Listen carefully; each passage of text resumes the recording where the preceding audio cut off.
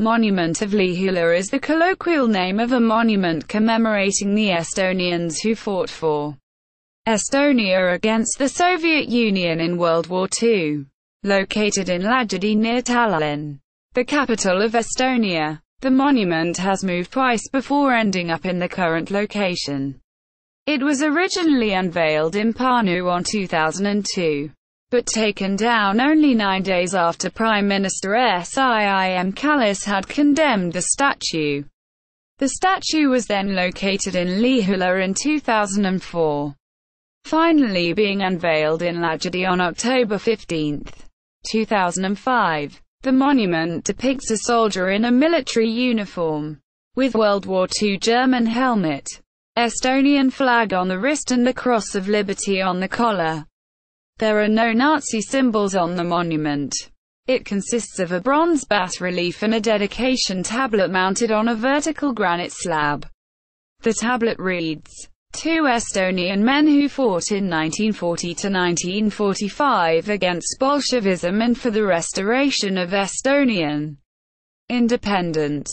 Controversy, as the dedication included those who served in the Finnish army, the Wehrmacht and particularly the Waffen-SS. A number of organizations condemned it.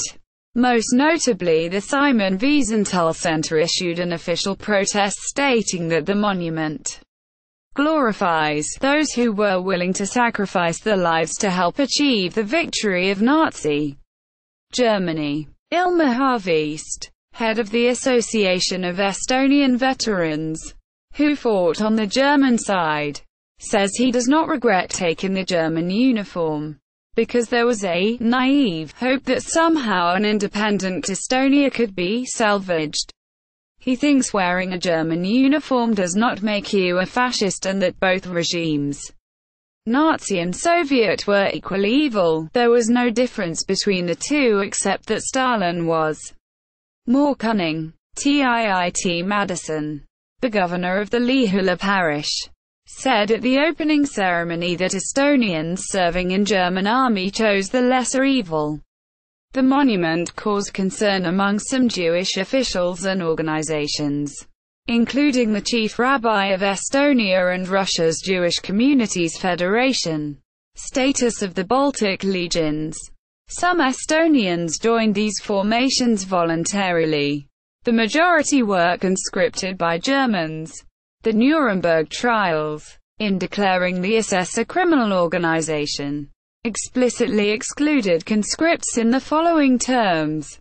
Tribunal declares to be criminal within the meaning of the Charter the group composed of those persons who had been officially accepted as members of the SS as enumerated in the preceding paragraph who became or remained members of the organization with knowledge that it was being used for the commission of acts declared criminal by Article 6 of the Charter, who were personally implicated as members of the organization in the commission of such crimes, excluding, however, those who were drafted into membership by the state in such a way as to give them no choice in the matter, and who had committed no such crimes.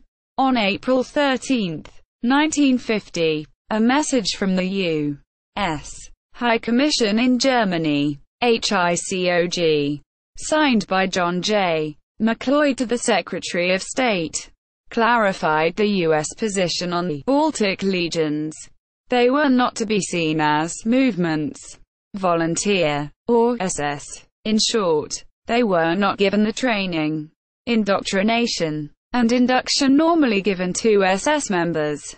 Subsequently, the U.S. Displaced Persons Commission in September 1950 declared that the Baltic Waffen-SS units, Baltic Legions, are to be considered as separate and distinct in purpose, ideology, activities, and qualifications for membership from the German SS, and therefore the Commission holds them not to be a movement hostile to the government of the United States. Controversies.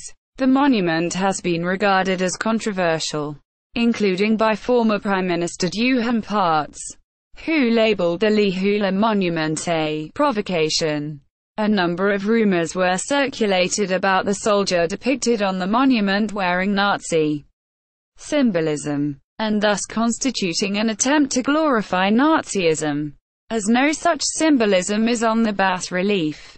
Sometimes the rumors have taken the form that these symbols were removed between the first and current installation. A semiotic analysis by Professor Peter Torup of University of Tartu, ordered by Lihula Police Department to analyze the installation, concluded that no Nazi or SS symbolics whatsoever appear in the bas-relief. He pointed out the monument's composition was unduly militaristic, concluding that the monument could be said to be rude or controversial, given its resemblance to wartime mobilization posters. He found no basis for the hypothesis that the installation of the monument would constitute an incitement of social hatred. Under Estonian law, such incitement is a crime punishable by a fine or imprisonment of up to 3 years.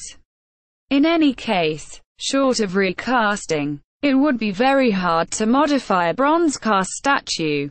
Moving the monument. In 2004, shortly after it was opened, Estonian government, possibly due to pressure from the EU and the United States as well as other international organizations, opposed the unveiling of the monument, and ultimately ordered it to be removed.